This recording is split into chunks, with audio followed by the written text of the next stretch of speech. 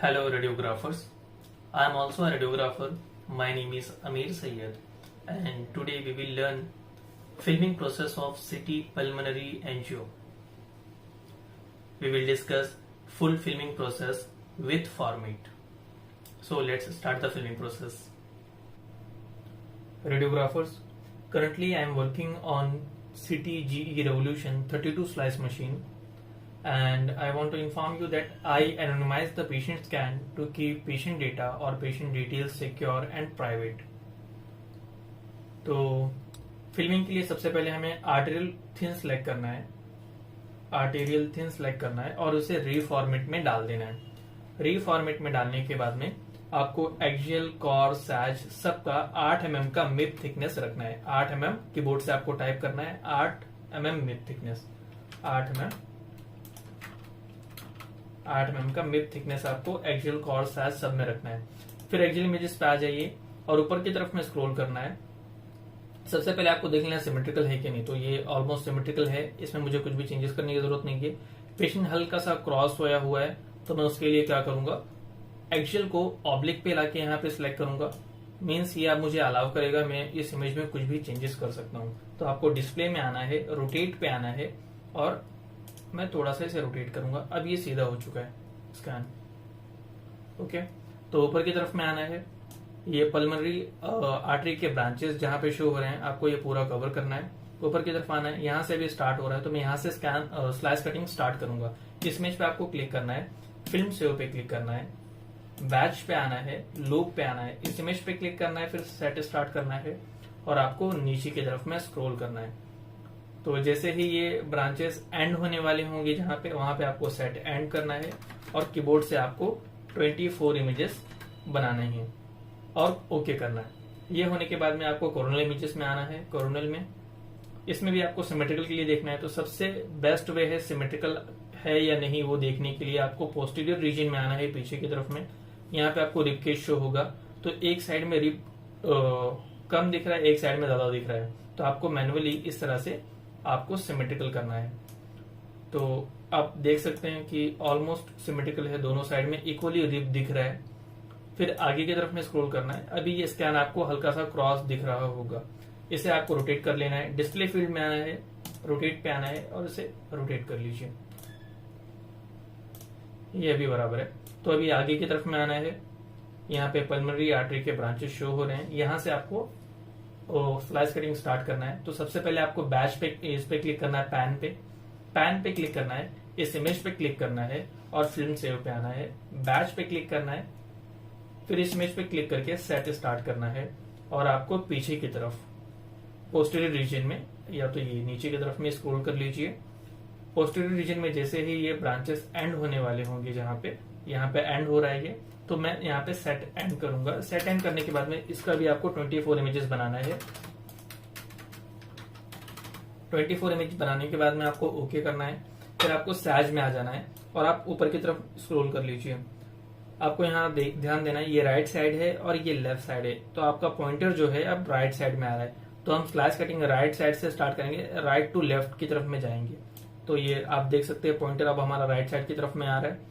Right side में आना है आपको और ये ब्रांचेस जहां से स्टार्ट हो रहे हैं, यहाँ से स्लाइस कटिंग स्टार्ट करना है। यहाँ से आपको ब्रांचेस शो हो रहे हैं, इस इमेज पे क्लिक करना है, सेट स्टार्ट करना है और नीचे की तरफ स्क्रॉल कर लीजिए। आप अभी देख सकते हैं पॉइंटर अब लेफ्ट साइड की तरफ में जा रहा है, तो इसी तरह से आपको राइट टू लेफ्ट की तरफ में स्लाइस कटिंग रखना है। लेफ्ट साइड में आ गया, ब्रांचेस यहाँ पे एंड हो रहे हैं, तो यहाँ पे आपको सेट एंड करना है और आपको सैज इमेजेस के 30 इमेजेस बनाने हैं। 30 इमेज टाइप कर लीजिए कीबोर्ड से आप। 30 होने के बाद में ओके करना है। ये इसका काम हो चुका है। ये होने के बाद में आप इस इमेज पे राइट क्लिक कर लीजिए और एनोटेशंस पे आना है और नो एनोटेशन को सिलेक्ट करना है। मैं अब एनोटेशन रिमूव कर रहा हूं सारे इमेजेस पे से। रिमूव करने के बाद में आपको कोई भी 4 इमेजेस कैप्चर करने हैं जिसमें पल्मोनरी ट्रंक अच्छे से दिख रहा हो या आपके पास में जहां पे भी थ्रोम्बस दिख रहा होगा, एम्बोलिज्म दिख रहा होगा, उसे आप कैप्चर कर सकते हैं। मैं यहां आ गया, इस इमेज पे राइट क्लिक करना है, सेव पे क्लिक करना है, सेव इमेजेस पे क्लिक करना है। ये एक इमेज सेव हो चुका है। उसके बाद में थोड़ा नीचे आना है, दूसरा इमेज सेव करना है, सेव पे आना है, सेव इमेज को कैप्चर करना है। इसके बाद में तीसरा इमेज कैप्चर करना है, सेव इमेज, फिर नीचे आना है। तो आपको अगर जहां पे ज्यादा एम्बोलिज्म या कुछ पैथोलॉजी दिख रही होगी, आप पर्टिकुलर वो इमेज ही कैप्चर कीजिए। सेव पे आना है, सेव इमेज पे आना है, ये इमेज कैप्चर हो गया।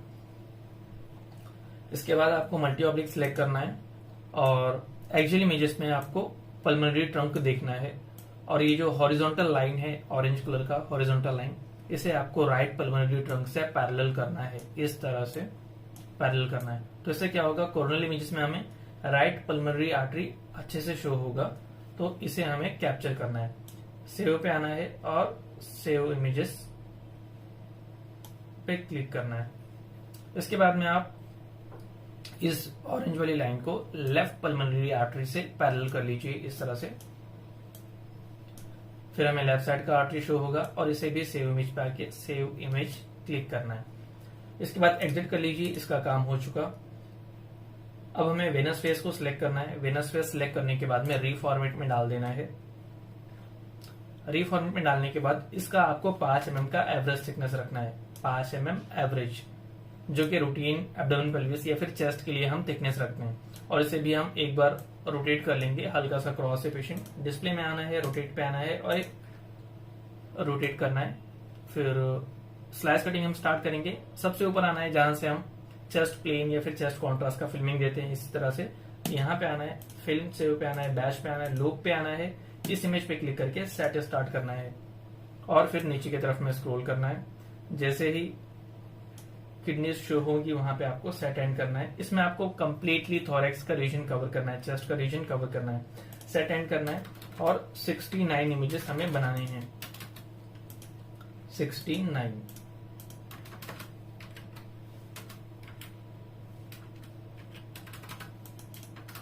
69 इमेजेस नहीं बन रहा, तो मैंने 70 टाइप किया और इंटर किया तो 69 बन चुका है और इसे ओके करना है।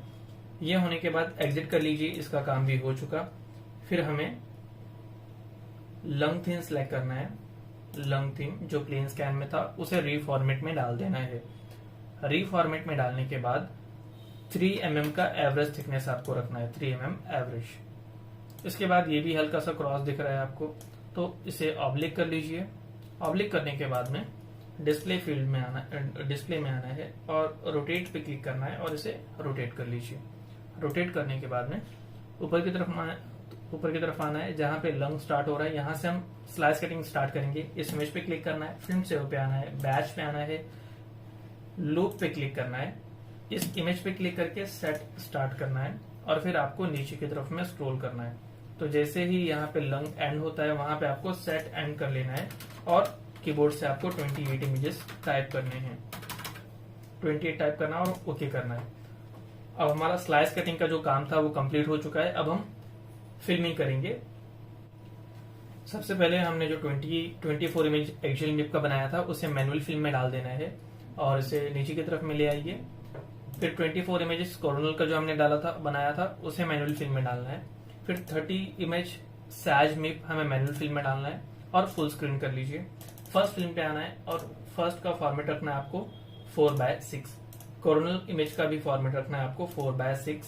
सैज का आपको रखना है फॉर्मेट 5:6, इस तरह से रखना है। फिर एक फर्स्ट फिल्म पे आ जाइए, कोई एक इमेज सिलेक्ट कर लीजिए, उसे राइट क्लिक करके एडिटर में आना है और आपको इसका ब्राइटनेस या कॉन्ट्रास्ट एडजस्टमेंट करना है जिसमें आपका पल्मोनरी आर्टरी और उसके ब्रांचेस अच्छे से शो हो रहे हो। तो मैं वो हिसाब से ब्राइटनेस एडजस्ट कर लिया और फिर आपको डिस्प्ले फील्ड में आना है, ऑल एनोटेशंस को अनसेलेक्ट करना है, कंफर्म करना है और राइट क्लिक करके अप्लाई टू ऑल पेज कर देना है। इससे क्या है कि जितना जो एक्स्ट्रा एनोटेशन है वो रिमूव हो जाएगा, तो हम सिर्फ इस पे ज्यादा अच्छे से फोकस कर पाएंगे इमेजेस पे। इसके बाद में आपको फर्स्ट इमेज पे क्लिक करना है, राइट क्लिक करना है, एडिटर में आना है, डिस्प्ले फील्ड में आना है, ऑल एनोटेशन को सिलेक्ट करना है, कंफर्म करना है और क्लोज करना है। इस तरह से आपको फर्स्ट और लास्ट इमेज पे एनोटेशन डाल देना है और इसे डबल क्लिक करके पूरा पेज सिलेक्ट कर लीजिए और जूम करना है। आपको इसे मैक्सिमम जूम रखना है। इसमें रिब केज आपका कट हो जाएगा तो चलेगा, कोई दिक्कत नहीं है। आपको पल्मोनरी आर्टरी और उसके ब्रांचेस पे फोकस रखना है। तो इस तरह से होने के बाद में नेक्स्ट फिल्म पे आ जाइए फर्स्ट इमेज पे एनिमेशन डाल दीजिए, image click, right click, editor, display field, all, confirm, close, इस तरह से। फिर जूम कर लीजिए, जूम हो गया। फिर सर्च पे आ जाइए, इसे भी डबल क्लिक करके जूम कर लीजिए आप,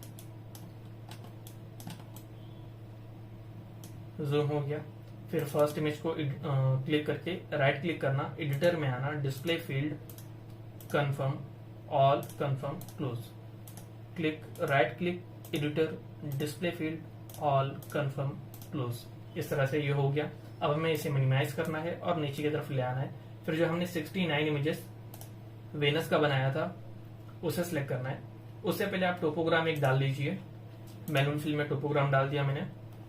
इसके बाद 69 इमेजेस जो हमने वेनस का बनाया था उसे मैनुअल फिल में डाल देना है। और उसके बाद में जो हमने 28 इमेज एक्सियल लंग का बनाया था उसे मैनुअल फिल में डाल देना है। फुल स्क्रीन कर लीजिए, फिर आप आ जाइए पीछे जहां पे वेनस फेज हमने अपलोड किया। इसका फॉर्मेट आपको 5:7 रखना है, 5:7। लैटरल वाले इमेज का हमें कुछ टोपोग्राम का कोई यूज नहीं है, इसे कट कर लीजिए आप। नेक्स्ट फिल्म पे आना है, इसे भी 5:7 का फॉर्मेट आपको रखना है, 5:7। और लंग विंडो का आपको 4:7 का फॉर्मेट देना है, 4:7। टोपोग्राम को जूम कर लीजिए, इसका कॉन्ट्रास्ट एडजस्टमेंट कर लीजिए, राइट क्लिक करके डबल क्लिक करके पूरा पेज सिलेक्ट हो जाएगा। फिर कंट्रोल दबा के कीबोर्ड से टोपोग्राम को अनसेलेक्ट करना है और पूरे इमेजेस को आपको इस तरह से जूम कर लेना है, जूम करना है। तो आपको ये ध्यान रखना है, इसमें आपको पूरा रिपकेज कवर शो करना है, कहीं से भी कुछ कट नहीं होना चाहिए, बिकॉज ये वेनस फेज है। इसमें क्या है कि पल्मोनरी ट्रंक के अलावा बाकी और कहीं पे भी पैथोलॉजी होगी तो वो भी अच्छे से दिख पाएगा इसमें, इसलिए हम ये इमेजेस दे रहे हैं। फिर नेक्स्ट फिल्म पे आना है, सेकंड फिल्म को भी आपको डबल क्लिक करके पूरा सिलेक्ट कर लेना है और आपको जूम करना है, जूम करना है इस तरह से। ये होने के बाद में लंग विंडो पे आ जाइए, लंग वाली फिल्म पे, इसे भी डबल क्लिक करके आप जूम कर लीजिए। और इसका थोड़ा सा आपको ब्राइटनेस एडजस्ट करना पड़ेगा, पेशेंट ने ब्रेथ होल्ड बराबर नहीं किया था इसलिए मोमेंट वाले आर्टिफैक्ट हैं, थोड़ा ब्रीथिंग आर्टिफैक्ट है। ये होने के बाद में मिनिमाइज कर लीजिए और जो हमने 6 इमेजेस कैप्चर किए थे उसे मैनुअल फिल्म में डाल देना है। 6 इमेजेस हमने जो कैप्चर किया था मैनुअल फिल्म में डाल देना है। फुल स्क्रीन कर लीजिए।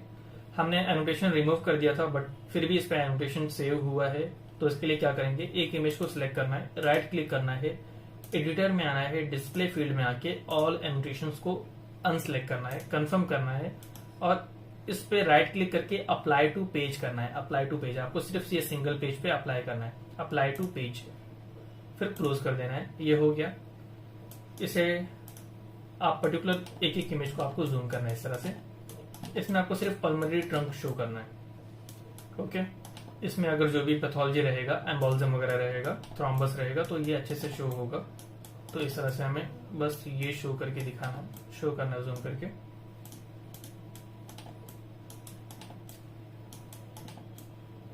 या तो अगर उसके ब्रांचेस में आपको दिखता है तो आप सिर्फ ब्रांचेस भी शो कर सकते हैं, वो हिसाब से आपको जूम रखना है, ओके।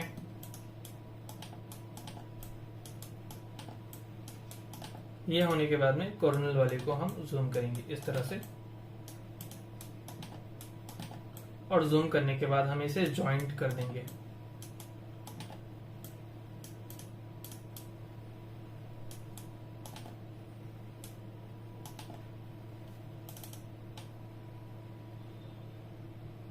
थोड़ा सा ब्राइटनेस एडजस्ट कर रहा हूं मैं जिससे थोड़ा इमेजेस और अच्छे से दिखे। ये होने के बाद में आप एनोटेशन डाल दीजिए, इसमें से राइट वाला कौन सा है, लेफ्ट वाला कौन सा है। तो ए पे क्लिक कर लीजिए और यहाँ पे मैं इस तरह से राइट पीए, RPA, राइट पल्मोनरी आर्टरी, यहाँ पे मैंने टाइप कर दिया। फिर आप वापस से इसे सिलेक्ट कर लीजिए और लेफ्ट वाले पे आपको मेंशन करना है LPA, लेफ्ट पल्मोनरी आर्टरी, इस तरह से। तो ये कंप्लीट फिल्म हो चुका है हमारा पल्मोनरी आर्टरी का, पल्मोनरी एंजियो का, सिटी पल्मोनरी एंजियो का। तो अभी हमें इस पे एनिमेशन भी डालना है। फर्स्ट वाली फिल्म पे आ जाइए, यहाँ पे एनिमेशन डालना है आपको, एक्सियल मिप एंजियो, एक्सियल मिप एंजियो। फिर सेकंड फिल्म पे आके आपको यहाँ पे एनोटेशन डालना है कोरोनल मीप एंजियो। हर फिल्म के फर्स्ट इमेज पे आपको डाल देना है एनोटेशन कोरोनल मीप एंजियो। फिर थर्ड पे आ जाइए, यहाँ पे आपको टाइप करना है says right dash left, means right to left MIP angio. हमने cutting right to left start किया था, इसलिए मैंने राइट टू लेफ्ट वहां पे मेंशन किया। आपको मैं एडिटर में आके शो करता हूँ एनोटेशन। आप देख पा रहे होंगे यहाँ पे सैज right to left MIP angio, इस तरह से आपको मेंशन करना है। फिर नेक्स्ट पे आ जाइए, यहाँ पे ये इमेज था वेनस का एक्सियल